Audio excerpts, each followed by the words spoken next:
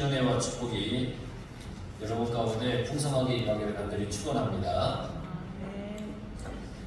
위임식이라고 하는 것은 어떤 일을 맡기기 위해서 사람을 세우는 것입니다. 이게 위임식입니다. 사람을 세우는 일이기 때문에 적당히 할 수 없습니다. 위임식은.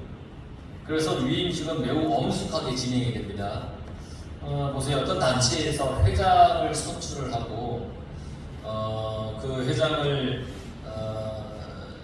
선출한 다음에 그 회장의 권위를 위해서 온 회원들이 박수를 쳐주고 환영을 해주지 않습니까? 그렇게 하면 회장의 위상은 높아지고 그 권위가 세워지는 겁니다. 모두가 인정한다는 겁니다. 하물며 하나님께 예배를 드리는 거룩한 제사장을 세우는 이 위임식이라고 하는 것은 어떤 일반 단체의 위임식과는 비교할 수 없어요. 그 책임감은 물론 어떻게 비교할 수 없는 아주 중요한 그런 일들입니다. 그래서 제가 목사 안수 받을 때가 생각이 납니다. 목사 안수를 받을 때 모든 과정을 다 마치고 이제 목사로서 안수식을 행할 때 엄청난 부담감과 가슴 벅차는 감동이 있었습니다. 이제 내가 목사로 이렇게 위임에 받는 그런 자리구나 라고 하는 그런 부담감도 있고 벅참도 있고 그랬었어요. 오늘 나와 있는 이 제사장의 위임식도 그런 것 같아요. 굉장히 거룩한 순간입니다. 하나님께서 모세에게 아론과 그의 아들들을 이제 제사장으로 세우기 위해서 준비를 하시는 겁니다. 의복과 관주와 속죄제의 순양, 수송아지 순양 2마리, 무교병 1광주리 이렇게 준비를 시킵니다. 오늘 본문에 나와 있지 않지만 이 제사장의 위임식이 레위기에도 나와 있는데 거기에 보면 하나님이 온 백성을 다 모아서 위임식을 하라고 그렇게 말씀을 하시는 겁니다. 이 위임식을 몇몇이서 조용하게 이렇게 치르는 것이 아니라 모든 사람이 보는 앞에서 엄숙하게 거룩하게 그렇게 진행이 되었다는 겁니다. 그러니까 오늘도 이 모세가 아론과 그 아들들을 회막문으로 데려오는 것이죠. 많은 백성들과 함께 그 전 과정을 이렇게 보는 겁니다. 모여서 보는 겁니다. 이 예배가, 이 위임식이 모두가 보는 데서 시작이 되는데 제사장의 위임식이 있어서 우선 어떻게 하느냐, 모세는 아론과 그의 아들들을 데려다가 물로 그들을 씻겼습니다. 물로 깨끗이 씻겼습니다. 원래 제사장들은 봉사를 하기 위해서 성막에 들어갈 때 물 두멍에 있는 물로 그들의 손발을 씻었습니다. 이제 성막에 들어가면 이제 큰 물을 담아두는 그릇이 있는데 거기에서 손발을 씻어요. 1년에 한 번 속죄일에는 온몸을 씻었어요. 그런데 이들이 이제 처음으로 이제 제사장의 의복을 입기 위해 지금 모세가 그들을 세워놨어요. 그렇기 때문에 온몸을 씻었는 거예요. 처음으로 제사장의 옷을 이제 입는 거예요. 그러니까 온몸을 깨끗이 씻는 거죠. 이 거룩한 제사장의 의복을 입어야 되기 때문에 온몸을 씻어요. 우리도 온몸을 씻어야 됩니다. 육체의 몸은 물론이고 우리의 영이 깨끗해야 됩니다. 우리의 영이 깨끗해야 됩니다. 우리가 하나님 앞에 나와서 예배를 드리죠. 하나님 앞에 나온 우리의 영이 하나님의 은혜로 깨끗해져야 되는 거예요. 여러분들의 영이 하나님의 은혜로 깨끗해져야 되는 거예요. 예배를 통해서 우리의 상한 영을 깨끗하게 씻어야 되는 거예요. 그래서 하나님의 말씀과 은혜로 씻겨져야 되는 거예요. 여러분, 이 예배를 통해서 내 영이 깨끗하게 씻겨지지 않으면 안 됩니다. 그래서 말씀에 귀를 기울이는 것이고 하나님께 우리가 거룩하게 예배를 드리는 것이고 은혜를 받아야 되는 것입니다. 온몸을 씻은 아론은 이제 어떻게 했냐면 제사장의 옷을 입게 되겠죠. 입습니다. 속옷을 입고 띠를 띠고 겉옷을 입고 에봇을 이제 이렇게 걸쳐 입습니다. 에봇의 장식띠를 띄워서 에봇을 몸에 메고 이제 흉패를 이렇게 위에 이렇게 붙입니다. 흉패에는 우림과 둠밈이라고 하는 것을 넣어둔다 그랬죠. 머리에는 관을 씌우고 그 관 위에는 글씨가 써 있어요. 뭐라고 써 있다 그랬죠? 여호와께 성결. 이것을 이렇게 두르는 겁니다. 흉패는 이스라엘 12지파를 상징하는 12개의 보석으로 이렇게 장식이 되어 있어요. 우림과 둠밈을 넣어요. 판결할 때 쓰기 위해서. 그래서 우림이라고 하는 것은 밝은 것, 불꽃이라는 뜻이 있고, 둠밈은 완전하다, 완전한, 흠이 없는 이런 뜻을 가지고 있습니다. 이것은 하나님의 뜻을 확인하기 위해 쓰여지는 수단이었다는 거죠. 그래서 이것은 예, 아니요의 대답을 위해서 사용이 되었고, 아무 응답이 없는 것도 하나님의 대답으로 여겼다는 거예요. 대제사장에게 이렇게 옷을 입힌 이유는 딱 하나예요. 그 옷을 입힌 이유는 딱 하나. 왜냐, 그것이 바로 거룩한 옷이기 때문에, 거룩해야 되기 때문에 그 옷을 입힌 겁니다. 그래서 사람은 그가 어떤 옷을 입었느냐, 입은 옷에 따라서 구별이 됩니다. 옷에 따라서 신분이 변합니다. 왕은 왕으로서의 옷을 입어야 되는 것이에요. 일하는 사람은 일하는 사람의 옷을 입는 거죠. 깨끗하고 정결한 옷을 입은 사람은 이분들의 행동을 하는 겁니다. 그래서 늘 내가 무엇을 입고 있느냐는 정말 중요합니다. 대제사장이 아무 것이나 입고 제사를 드려서는 안 되는 것은 거룩한 하나님께 대한 제사를 집례하는 것이기 때문에 거룩한 옷을 입고 해야 된다는 겁니다. 우리의 옷도 거룩해야 됩니다. 내가 입고 있는 이 옷 위에 거룩한 옷을 입어야 됩니다. 그 거룩한 옷은 바로 예수 그리스도이십니다. 예수님의 거룩한 말씀으로 나를 덮어야 됩니다. 말씀으로 나를 감싸야 됩니다. 그래야 세상에서 구별된 사람으로 살아갈 수 있습니다. 내가 입고 있는 옷에 따라서 나를 판단할 거 아니에요, 사람들이. 내가 예수님의 옷을 입고 있으면 사람들이 맞아, 저희는 예수 믿는 사람이구나. 그렇게 내가 구별된 사람으로 살아갈 수가 있는 거예요.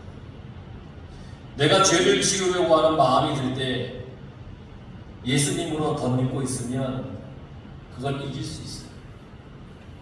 내가 불의한 일에 빠져들려고 할 때 예수님의 옷으로 덧입고 있으면 그 불의한 것과 의로운 것을 잘 분별할 수 있어요. 내가 말을 함부로 하려고 할 때 예수님으로 덧입고 있으면 조심할 수가 있는 거예요. 입에서 말이 함부로 나갈 때 그 함부로 나가는 말이 그냥 튀어나가면 내가 예수님으로 덧입고 있지 않은 거예요. 내가 나의 욕심과 탐욕대로 하려고 할 때 예수님으로 내가 덧입혀 있으면 내가 절제할 수 있다는 거예요. 그러니까 예수님으로 내가 덧입고 있는 것이 얼마나 중요한지를 우리는 기억해야 됩니다. 우리는 세상에서 사는 그리스도인이에요. 그리스도인들은 그리스도인답게 살아야 됩니다. 그리스도인답게 사는 것은 예수님으로 덧입고 있는 거예요. 그것이 바로 주님께서 하라고 하는 것은 하고 하지 말라고 하는 것은 하지 않는 삶, 그 삶을 살아가는 거예요. 예수님으로 덧입고 살아가는 거예요. 눈에 보이는 옷만 깨끗하다고 다 깨끗한 사람이 아니죠. 그의 속이 깨끗하게 되어 있어야 깨끗한 사람이에요. 우리는 도덕적, 윤리적 깨끗함을 넘어서서 주님의 말씀을 입은 거룩한 영의 사람이 되어야 됩니다. 자, 제사장의 위임식의 의복 다음에 행한 것은 관유를 바르는 겁니다. 관유. 7절에 보면 관유를 가져다가 그 머리에 부어 바르고, 관유라고 하는 것은 뭐냐면 올리브 기름과 모략과 계피, 참포 등을 섞어 만든 기름입니다.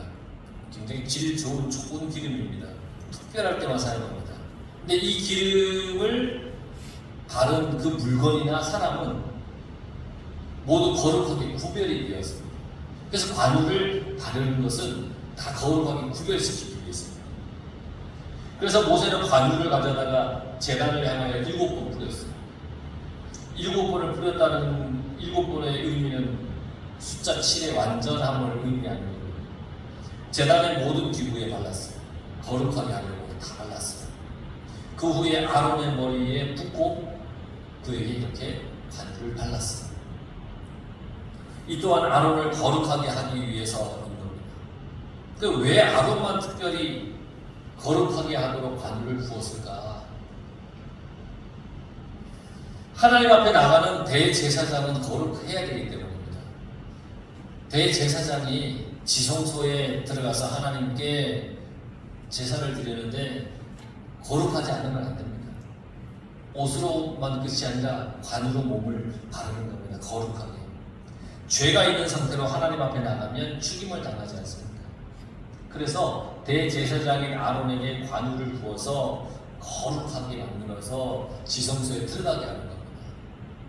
아론이 죄가 없는 완전 부결한 사람이라는 게 아닙니다. 대제사장으로서 직임을 감당하기 위해서 그가 거룩해야 되기 때문에 그렇게 관유를 발라주는 거예요. 하나님께서 인정해 주시는, 거룩하다라고 인정해 주시는 방법, 그게 관유를 바르는 겁니다. 하나님이 그렇게 가르쳐 주시고 하라고 한 겁니다. 그래서 대제사장에게만 관유를 바르는 겁니다. 우리도 완전 부결한 사람이 없습니다. 죄가 너무나 많은 사람들입니다. 하지만 하나님께서 우리의 죄를 용서해 주시기 위해서 죄 없는 분을 우리에게 보내주셨습니다. 그분이 예수님입니다. 그 예수님을 믿으면 우리는 죄에서 자유함을 받습니다. 하나님의 말씀입니다. 관유를 바르는 건 그것도 하나님의 말씀입니다.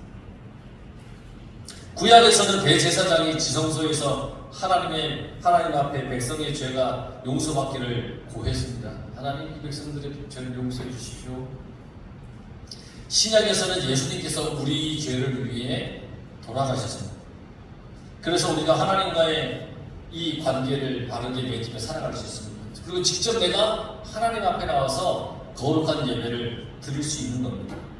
그러니까 예수님을 통해서 우리에게도 관유가 달라진 겁니다. 그게 십자가의 보혈입니다. 관유는 또 이런 의미를 가지고 있습니다. 성령의 기름 부음입니다. 우리가 성령의 기름 부음을 입으면 거룩한 삶을 살아갈 수 있습니다. 성령으로 충만하면 거룩하게 살아갈 수 있습니다. 성령이 충만하면 어떻게든지 하나님의 말씀을 따라 살려고 하지 않겠습니까? 아론에게 관유가 부어졌듯이 우리는 성령의 기름 부음을 받아야 됩니다. 여러분에게 성령이 충만히 임하기를 간절히 바랍니다. 우리 모두가 성령으로 충만한 사람이 되길 간절히 바랍니다. 이게 성령의 충만함을 받아야 돼요. 이렇게 온 몸을 씻고 거룩한 의복을 입고 관유를 바르는 아론과 그 아들들은 속죄제와 번제와 화목제를 하나님 앞에 드렸습니다. 속죄제는 정결의식으로 드리는 겁니다. 하나님 앞에서 자신의 죄를 속죄함으로써 정결해지는 겁니다. 번제는 자신을 다 태워서 하나님께 드린다는 의미로 드리는 제사가 번제입니다. 화목제는 하나님께 헌신하겠다는 의미로 드리는 그러한 제사입니다. 그래서 이것을 모세가 이들을 위해서 드리는 겁니다. 제사장은 자신을 모두 하나님께 드려야만 하는 사람입니다. 물론 우리 모두도 하나님께 내 자신을 다 드려야 됩니다. 자기 자신을 하나님께 드려야 하는 것에는 예외가 없습니다. 모두가 다 하나님께 나를 드려야 됩니다.